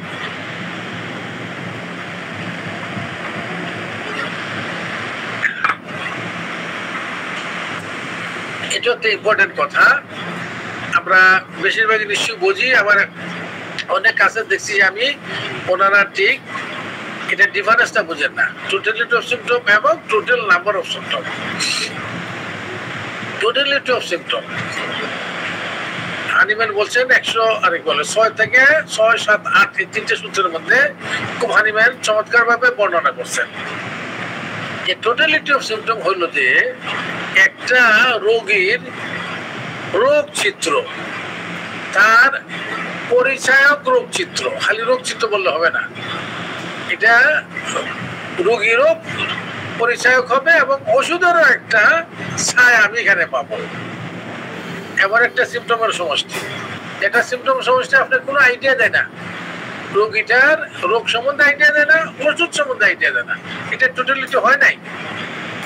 Totality of symptom গুলোকে এমন ভাবেই আপনি অ্যারেঞ্জ করবেন একটা স্কিমেটিক্যালি, যেখানে একটা চিত্র ফুটে ওঠে, একটা রোগীর রোগ চিত্রটা ফুটে ওঠে যে তার অ্যাকচুয়ালি সমস্যাটা কি, এবং এর মাঝে একটা ওষুধেরও প্রতিচ্ছবি এর মাঝে পরিস্ফুট হয়। এমন সিমটম হবে টোটালিটি অফ সিমটম। কোনো ধরনের ইন্ডিকেশন দেয় না আপনাকে, পরিচয় কোনো ধরনের ফিচার নেই, এটা আপনার টোটালিটি হয় নাই কেন বলে। তাহলে টোটাল সিমটমের মধ্যে মুদ্রা কথাটা কি আছে দেখেন, যেটা হলো অ্যাকচুয়ালি কথা হলো যে রোগীর সমস্ত লক্ষণের সমষ্টি, তার সাবজেক্টিভ সিমটম, তার অবজেক্টিভ সিমটম, তার প্যাথোলজিক্যাল সিমটম, তার মেন্টাল সিমটম, সবগুলোরই সমষ্টি। কিন্তু অ্যারেঞ্জ স্কিমেটিক্যালি, এমন একটা স্কিম এমন একটা বিন্যাসের মধ্যে এগুলো সাজানো যে এগুলো একটা রোগচিত্র ফুটে তোলে। একটা এক্সাম্পল দিই, আমি আর আগেও এক্সাম্পলটা দিতাম। মনে করেন আমাকে কেটে ফেললো, আমাকে সেকশন করে দেওয়া হলো, আমাকে তখন আমার মাথা থেকে পা পর্যন্ত 10টা সেকশন কাটলো, এইভাবে কেটে মনে করে একটা বস্তার মাঝে রেখে দিল। এখন বস্তা থেকে শরীর অংশগুলো ফেললে এখানে একটা শেখ পারু গেলে বোঝা যাবে না, অত শেখ পারু গেলে পুরাটাই আছে এখানে, কিন্তু বোঝা যাবে না। তার পুরা মাল মশলা, পুরা লক্ষণ আছে, পুরা তার বড়ির অংশ আছে, কিন্তু এখানে মানুষটাকে চেনা যাবে না। সিমটম গুলো যদি এমন ভাবে থাকে হেফাজত, জাস্ট মাথা থেকে পা পর্যন্ত অনেকগুলো লক্ষণ সমস্যা, কিন্তু কোন রোগেরও পরিচয় ফুটে উঠে না, কোনো ওষুধেরও চিত্র পাওয়া যায় না। এটি হলো টোটাল নাম্বার অফ সিমটম। কিন্তু এই টোটাল নাম্বার অফ সিমটম যদি একটা স্কিমা, একটা আইডিয়া এবং একটা বিন্যাস এমন ভাবে সাজানো, এর মাধ্যমে একটা পুরা রোগের চিত্র ফুটে উঠে এবং একটা ওষুধের চিত্র ফুটে উঠে, তাহলে কি করতে হবে? যেমন ওই যে 10টা টুকরা বস্তা থেকে আপনি বের করে মাথার যে অংশগুলা উপরে রাখেন, মাথাতে হয়তো 3টা টুকরা, এইভাবে 3টারে সাজান, তারপর গলাটা সাজান, তারপর বুকের গুলো সাজান, পা গুলা সাজান, তো এই যে দিস ইজ শেখ পারু গেলে কেন? আগেও তো তাই ছিল, আগে বুঝেন নাই আপনি, এখন বুঝলেন কেন? কারণ ওই যে একটা স্কিমা অনুযায়ী আপনি এগুলোর সাজাইছেন, অ্যারেঞ্জ করছেন, যার মাধ্যমে সে একটা চিত্র ফুটে উঠছে। তাহলে ওষুধগুলো, লক্ষণগুলোকে আপনি এমন ভাবে সাজাবেন যেন রোগের চিত্র এবং ওষুধ চিত্র এর মধ্যে পরিস্ফুট হয়। তাহলে কিভাবে এটা করা যাবে? তাহলে ওই যে আমরা আগে বলে আসছি যে একটা রোগের চিত্রের মাঝে তার মানসিক লক্ষণ থাকতেই হবে, নাহলে আপনি পরিচয় পাবেন কি করে? এটা ইন্ডিভিজুয়ালাইজ করতে পারবেন না। তাহলে এখানেও কিছু মানসিক লক্ষণ থাকতে হবে এবং পিকুলিয়ার ধরনের, ইন্ডিভিজুয়ালাইজড, এবং এর মাঝে সামগ্রিক লক্ষণ থাকতে হবে, সার্বদৈহিক লক্ষণ।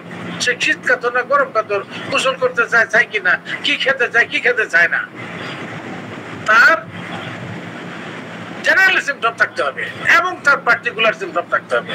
তাইলে একটা ওষুধের চিত্র ফুটে উঠবে। আপনার দেখলে যে সিমটমের মাঝে আছে যে রোগীটা খুব ডমিনেটিং, সে নিজের খুব বড় মনে করে, কিন্তু এটা শুধু বাড়িতে দেয়, বাড়ির লোকদের উপর খরচ, বাইরে গেলে সে বিলাই। তার এই যে তার ডমিনেশন এট হোম, বাইরে না গেল এক লোকটা দেখা গেল যে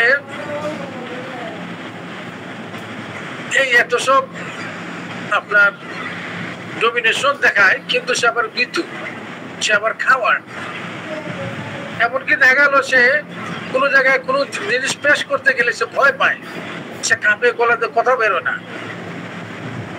লোকটা দেখা গেল যে পয়সা খরচ করতে, শুধু পয়সা ধরে রাখতে চায়, যে অত্যন্ত কৃপণ, তার কিছু মনে থাকে না, সে একা একা অন্ধকারে ভয় পায়। এই কিছু লোকের আসলো। আবার সার্বধর্মী দেখা গেল সে মোটামুটি গরম কাতর, সবকিছু গরম খেতে চায়, মিষ্টি খেতে চায়, অল্প খেলে পেটটা ভরে যায়, আবার খাবার পরে পেট ফাঁপে। হ্যাঁ, আবার পার্টিকুলার লক্ষণের মধ্যে দেখা গেল, পার্টিকুলার লক্ষণের মধ্যে ফর এক্সাম্পল যে সে বদ হজমের রোগী, সে যদি কোনো কিছু খায় অল্পতে তার পেটটা ফেপে যায়, পায়খানা করলে সে আরাম পায়, বা যদি বায়ু নির্গত তাহলে সে আরাম পায়।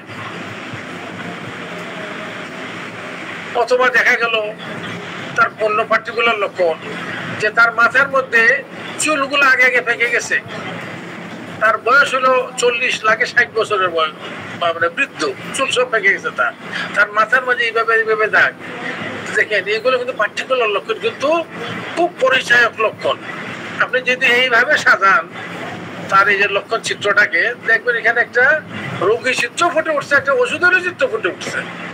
এই যে একটা স্কিমা, এটা বলে স্কিমা মানে অ্যারেঞ্জমেন্ট বা একটা বিন্যাস, একটা আইডিয়া। এই যে একটা বিন্যাসের অধীনে আপনি সিম্পটম গুলাকে সাজাইলেন, যার মাধ্যমে এটা রোগী চিত্র এবং ওষুধ চিত্র করে উঠে উঠছে। এটি হলো totality of symptom. Totality of সিম্পটমের মধ্যে যদি কোনো রোগীর চিত্র এবং ওষুধ চিত্র ফুটে না উঠে, তাইলে এটা টোটালিটি হয় নাই, অসম্পূর্ণ টোটালিটি। আর যদি দেখা গেল যে শুধু আপনি, এবং হানিমান বলছেন যে এই যে টোটালিটি, এই টোটালিটিটা এমন এক জিনিস যেটা এই তোমার সামনে রোগীটা আছে, রোগের রোগ ও চিত্র পুরোটা এটা রিপ্রেজেন্ট করছে, এবং এটাকে যদি তুমি ওষুধ দিয়ে দূর করে দিতে পারো এই টোটালিটিটাকে, তাহলে তার মধ্যে আর কোনো রোগ থাকবে না। টোটালিটি অফ সিম্পটম ভালো হয়ে গেছে মানে শরীর থেকে সমস্ত রোগ চলে গেছে, আর কোনো রোগ নাই ভিতরে।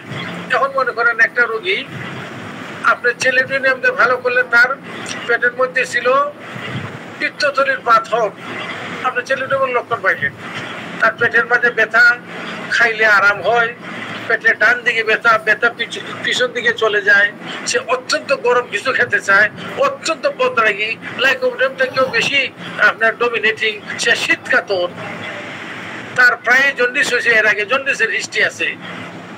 এই রকম লক্ষণ দিয়ে দেখলেন যেটা, আরে ভাই এটা তো ছেলেটিনিয়ামের লক্ষণ। আপনি ছেলেটিনিয়াম তাদের শক্তিগত ভাবে খাওয়াইলেন, কিছুদিন পর রোগী বললো আমার পেটের ফাঁপাও নাই, পেটের মধ্যে ব্যথাও নাই, জন্ডিসের বংশও নাই। আপনি আলট্রাসোনোগ্রাফি করলেন, করে দেখতে পাথরও নাই, মানে তার টোটালিটি সিম্পটম দিয়ে আপনি ছেলেটিনিয়াম নিয়ে আসছিলেন, আর ছেলেটিনিয়ামে তার একদম টোটাল রোগটাকে দূর করে দিছে। হানিমানে বলছেন যখন টোটালিটি দূর হয়ে গেছে মানে তার শরীর থেকে সমস্ত রোগ দূর হয়ে গেছে। তাহলে ডাক্তারের উপযোগ্যতা কি, প্রধান কনসিডারেশন কি, যে রোগের টোটালিটি অফ সিম্পটম নির্ধারণ করা এবং এটাকে সিমিলিয়াম দিয়ে আরোগ্য করা। আমরা একটা লেকচারে শুনেছি, একজন কমেন্ট করেছিলেন, আমাদের ভারতের একজন বন্ধু, উনি একটা কলেজের সহকারী অধ্যাপক, উনি লেখেন অধ্যাপক। একজন বলল যে তার চিকিৎসায় যে একটা রোগীর পিত্তথলির পাথর ছিল, পেটে খুব ব্যথা হতো, পেট ফাঁপতো, বমি করতেন, এই সেই। ওষুধ খাওয়ার পরে তার ব্যথা ট্যাথা সব কমে গেছে, তার বমি টমি কিছুই নাই, পেট ফাঁপা নেই, কিন্তু আলট্রাসোনোগ্রাফি করে দেখা গেছে যে পাথরটা রয়ে গেছে। তখন তিনি বললেন, কমেন্ট করলেন তিনি, যে হানিমানের এই কথা ঠিক না, টোটালিটি সিম্পটম চলে গেলেই রোগও চলে যাবে, কি করে কথা হইলো? এই যে এই লোকের তো সিম্পটম সব কমে গেছে, পাথর তো রয়ে গেছে, তাহলে সিম্পটম চলে যাওয়া মানে রোগও যে চলে গেল, এটা সবসময় ঠিক না। দেখেন অবস্থা, অধ্যাপক, সহকারী অধ্যাপক, লেখেন অধ্যাপক, কত বড় অধ্যাপক দেখেন আনিমানের মাঝে ভুল ধরে ফেলছে যে ওনার টোটালিটি সিমটম তো ভালো হয়েছে কিন্তু আলট্রাসাউন্ড পাথর রয়ে গেছে। তারা কইল আরে বেটা তুই তো টোটালিটি বুঝো নাই। টোটাল সিমটম মানে এই যে পাথর শুদ্ধ টোটালিটির মধ্যে পড়ে। একটা রোগী ডায়াবেটিস তার যে ব্লাড সুগার হাই, তার থাকার কথা 7 আছে তার 21, এটা টোটালিটির অন্তর্গত। একটা রোগী কিডনি ফেলারে ভুগতেছে, ক্রনিক কিডনি ডিজিজ, যার সিরাম ক্রিয়েটিনিন তাকে 1.4 আছে মনে করেন 7.5, এইটা টোটালিটির অন্তর্ভুক্ত। কাজে রোগীদের তুমি তখনই ডিক্লেয়ার করবা সে কিউর টোটালিটি চলে গেছে যখন এই পুরা এই তার একদম ক্রিয়েটিনিন শুদ্ধ নরমাল লেভেলে আসতে হবে, তার ডায়াবেটিসের ব্লাড সুগারও নরমাল লেভেলে আসতে হবে। এই সবটাই মিলে হলো টোটালিটি। কাজে রোগীর লক্ষণ গেছে কিন্তু তার অবজেক্টিভ সিমটম রয়ে গেছে, প্যাথোলজিক্যাল সিমটম রয়ে গেছে, তার টোটালিটি আরোগ্য হয় নাই, টোটালিটি যায় নাই, যে পার্শিয়াল কিউর হয়েছে। আনিমানের কথা ঠিকই আছে, আর ভুল বলে নাই যে টোটালিটি গেলেও রোগ গেল। হ্যাঁ টোটালিটি তো রোগ গেল, কিন্তু তোমার টোটালিটি যায় নাই তো। তোমার ক্রিয়েটিনিন বেড়ে আছে, তার পিত্তথলির পাথর রয়ে গেছে, তার টোটালিটি আরোগ্য হলো কেমনে? এটা পার্শিয়ালি আরোগ্য হয়েছে, তার হয়তো লক্ষণ গেছে, আরো কিছুদিন ওষুধ চালিয়ে গেলে হয়তো পাথরও চলে যাবে। এই হচ্ছে কথাটা। আমরা তাইলে এখানে শেষ করবো আজকে। তাইলে totality of symptom versus total number of symptom. আমি আরেকটা কিসসা বলে শেষ করে ফেলি। এটা ধরেন 1986-87 সাল হবে, রাইট? আমি তখন কম্পিউটার রাডার কিনেছি আমি 1988 সালে, একদম বেলজিয়াম থেকে, আর্কিবেল কোম্পানি থেকে। তখন সম্ভবত 1 বছর আগে ধরেন শুনছি যে হ্যাঁ কম্পিউটারের মাধ্যমে রেপার্টরি বের হয়েছে, এবং আমরা খুব আগ্রহী যে কবে পাবো, কোথায় পাবো এইটা। তখন আমি বিদেশে থাকতে আমি দেশে আসছি। আসার পরে আমার শিক্ষক ডাক্তার বদুল আলম আমাকে বললেন, তোমার কি সময় হবে আজকে বিকালে তোমাকে একটা জায়গায় নিয়ে যেতে চাই। আমি স্যার আপনি যেখানে বলে সেখানেই যাবো। কোথায় যাবেন? বলে আমাদের যে একজন কম্পিউটারে রেপার্টরি উনি আবিষ্কার করছে, কম্পিউটারে পুরা কেন্দ্রে রেপার্টরি আছে ওনার। এটা চলো একটু দেখে আসি। আমি তো খুব আগ্রহী হলাম, গেলাম বিকালে। ওনার নামটা বলি না, মারা গেছে, সম্ভব মারা গেছেন এখন। হ্যাঁ উনি আমাদের একজন কলিগ, আমাদের পরিষদের একজন নেতা, ওনার চাচা। উনিও খুব খুশি হলেন, দেখালেন আমাকে। আর দেখলাম যে তখন ফ্লপি ডিস্কে, তখন ডিস্ক ছিল ফ্লপির মধ্যে, ফ্লপি ডিস্কের মধ্যে উনি সাজিয়েছেন, এবং উনি কয়েকটা কেস করে দেখালেন আমাদেরকে। একটা কেস দিলেন, সবগুলো সিমটম এর মধ্যে ঢাললেন উনি, মনে করেন অত 30টা সিমটম দিলেন, দেখেন ও লাগে উঠে গেছে। আরে পারে কত সুন্দর, আমরা তো হাত দিয়ে করি, কষ্টটা বুঝি আমরা। আরে এত চট করে এসে গেল, হ্যাঁ লাইক বটিয়াম, তারপর এটা, তারপর এটা, এইভাবে একদম ওষুধগুলোর নাম লিখে দিল, যে কোনটা আগে কোনটা পরে। ম্যাজিক একেবারে। বদুল আলম স্যারও বললেন দেখছো কত সুন্দর। আমি স্যার কথা তো সুন্দর ঠিক আছে, কিন্তু উনি যে, আমি ওনাকে জিজ্ঞেস করলাম এই যে আপনার সিরিয়ালটা আসলো, এখন ওষুধ কি প্রথম ফার্স্ট যেটা আসলো সেটাই দিব? আপনার হ্যাঁ, আর কোনটা দিবেন আপনি? আমি তো রোগী যা বলছে, রোগীর পুরো 30টা লক্ষণ দিলাম, কোন লক্ষণ বাকি রাখছি না একটাও। দিয়ে এই 1 নম্বরে আসছে লাইক বটিয়াম, অবশ্যই এটা দিবেন। তখন আমি বললাম যে না, আমি বললাম আমি ধরেন ডিএইচএমএস পাস করেছি 81 সালে, তখন 6-7 বছর হয়ে গেছে। আমি বললাম তাহলে আপনি totality of symptom versus total number of সিমটমের পার্থক্য আপনি বুঝে পাই। আমার দিকে সিনিয়র, কিন্তু আমি বলতে বাধ্য হইলাম totality of symptom versus total number of সিমটমটা বুঝেন নাই। তারপর লক্ষণ বাছাই আপনি জানেন না, যেটা হানিম্যান 153 সূত্রে বলছেন।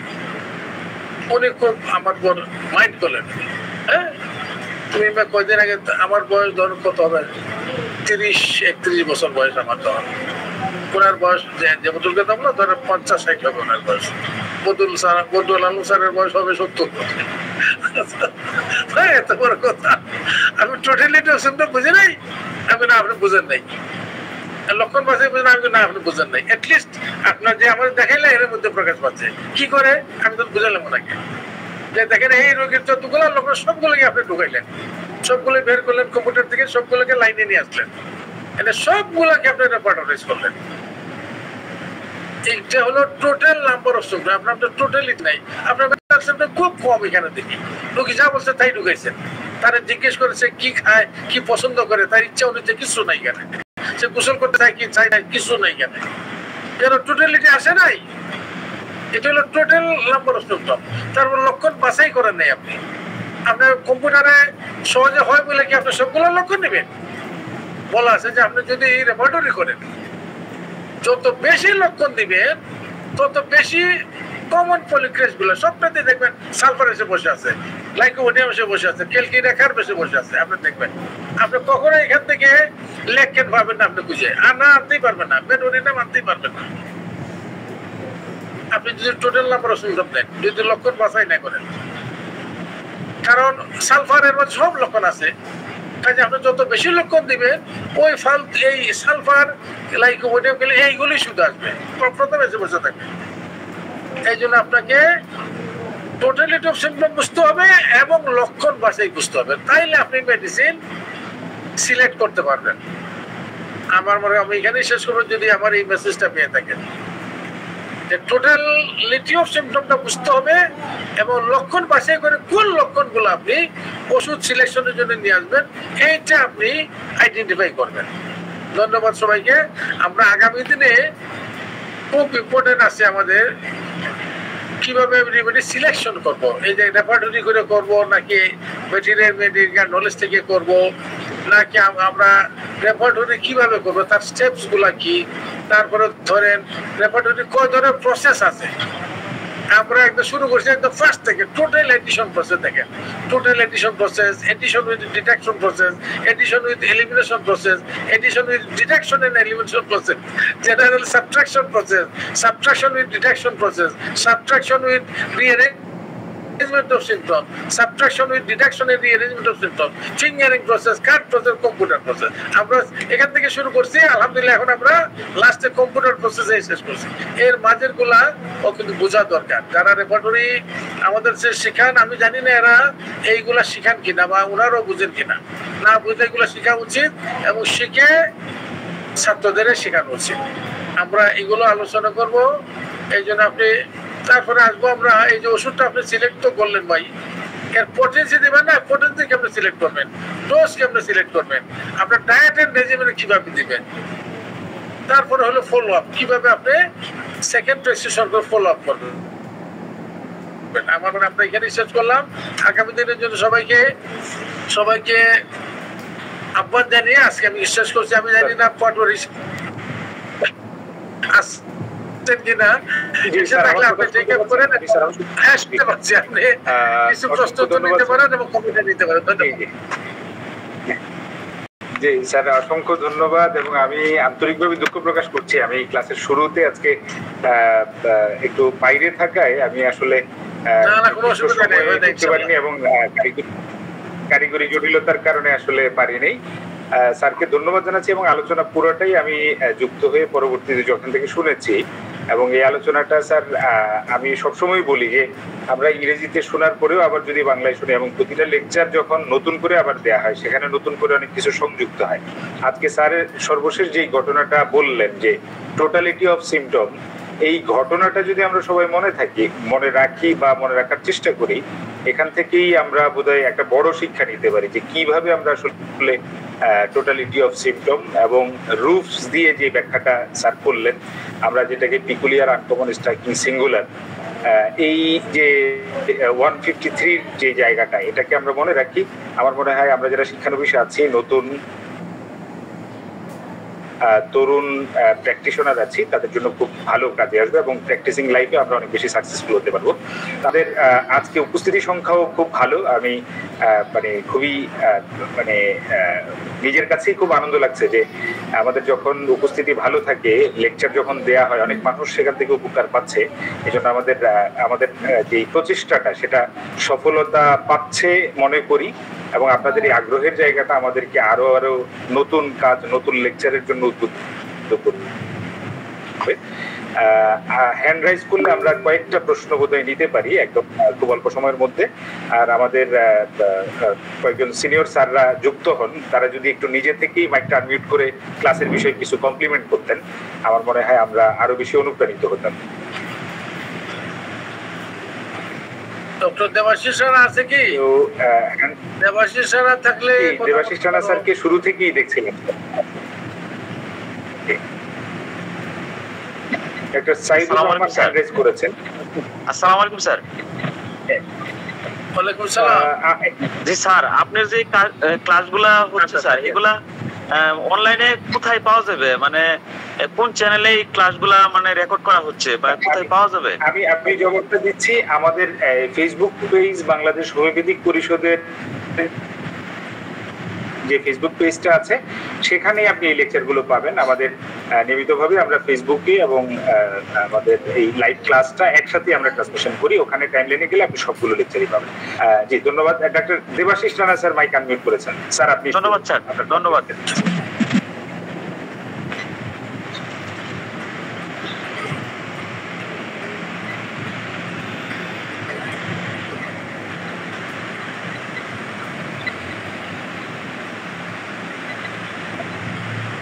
সবাইকে ডক্টর দেবাশিস রানা স্যার আপনার কথা শুভেচ্ছা। স্যার আপনাকে দেখতে পাচ্ছি।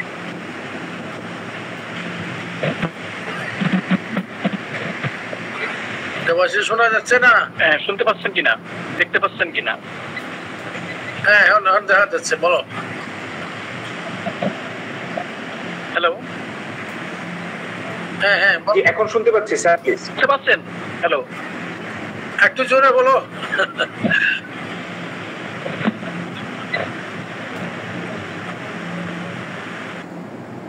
কথা শোনা যাচ্ছে কিনা ঠিক বুঝতে পারছি না।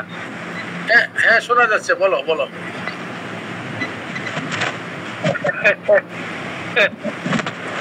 আচ্ছা আচ্ছা, ঠিক আছে। আজকের ক্লাস তো একেবারে কি বলবো, একটা সুন্দর শব্দে বলি, মধুরম মধুরম। এ দীর্ঘ অভিজ্ঞতা, দীর্ঘ অধ্যয়ন, এটারই আজকে তার নির্যাস দেওয়া হচ্ছে। আমি তো সববারই বলি যে বিশেষ করে সামনে বলবো প্রশংসার কথা, যে আমরা একটা যে সোর্স থেকে আজকে জ্ঞান লাভ করছি, এটা বিশাল বিষয়। যারা তৎকালীন সময় খুব প্রধান ছিলেন, বিশেষ করে ডাক্তার চন্দ্রীপট চক্রবর্তী, ডাক্তার জি.এন. কাঞ্জিলাল, একেবারে তাদের হাত ধরেই যিনি আজকে আমাদের প্রশিক্ষণ দিচ্ছেন, আমাদের সারা বাংলাদেশের একবারে প্রথম সারির প্রধান ব্যক্তিত্ব, এবং সে অত্যন্ত গুরুত্বপূর্ণ বিষয় আলোচিত হচ্ছে আজকে। এবং প্রত্যেকটি কথা দীর্ঘ অভিজ্ঞতা, অধ্যয়ন এবং এই সম্পন্ন অভিজ্ঞতা সম্পন্ন বাস্তব চিত্র তুলে ধরা হয়েছে। কিভাবে দেখব, আমি এক কথাই বলবো, যেহেতু অনেক রাত হয়ে গেছে, অধিক রাত হয়ে গেছে, আর অনেকেই বলবেন কিছু হয়তো, সেটা হচ্ছে আমি একটু ডাক্তারির পাশাপাশি একজন শিল্পী।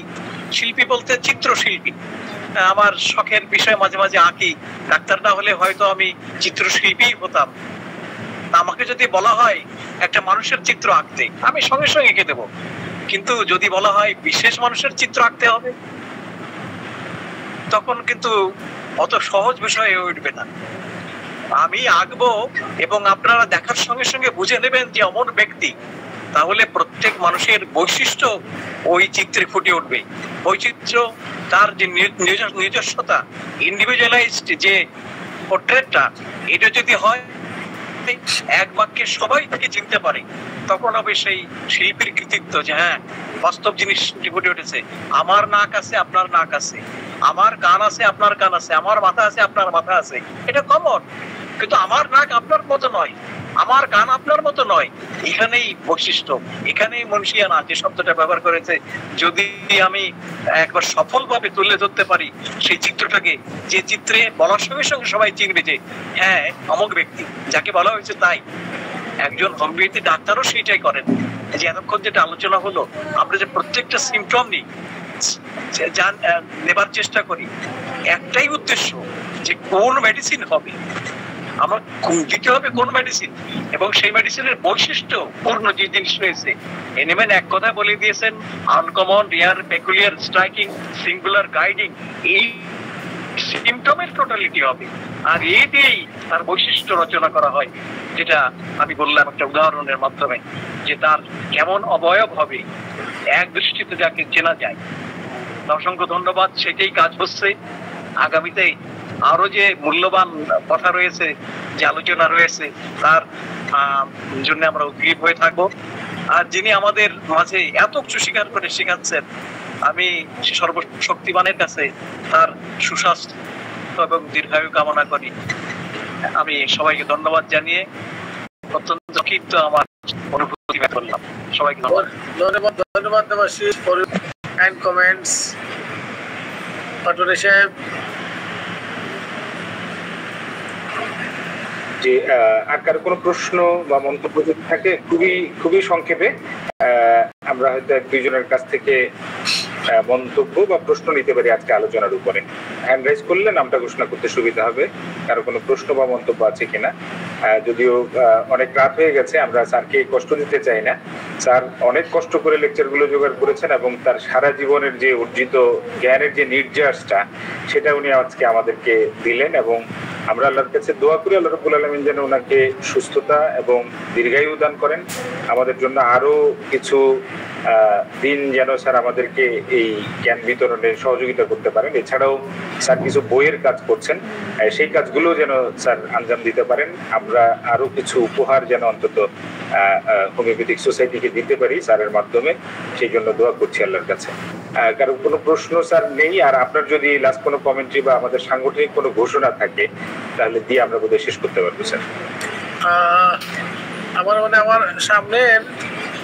সামনের বুধবার আমি থাকবো না। আমি আমার গ্রামে, আপনারা হয়তো অনেকে জানেন, মাসের 5 দিন আমার গ্রামে আমার একটা দাতব্য চিকিৎসালয় আছে, ওখানে আমি রোগী থেকে 5 দিন, টানা 5 দিন।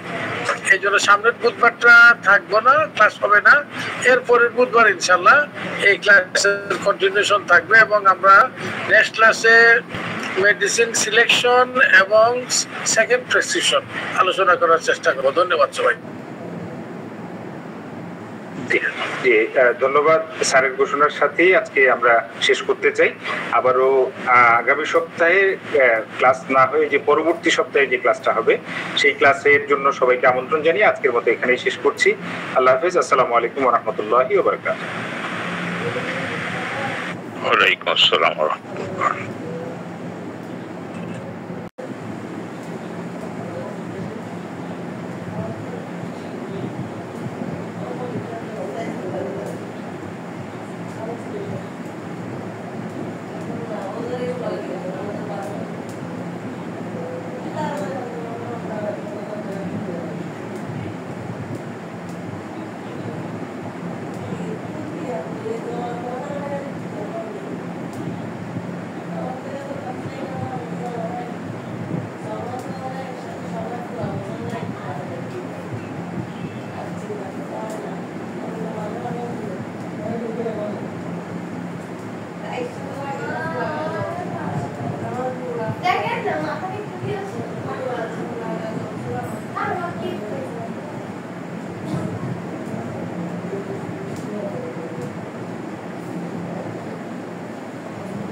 Apa, orang yang ada kira-kira saya, di sini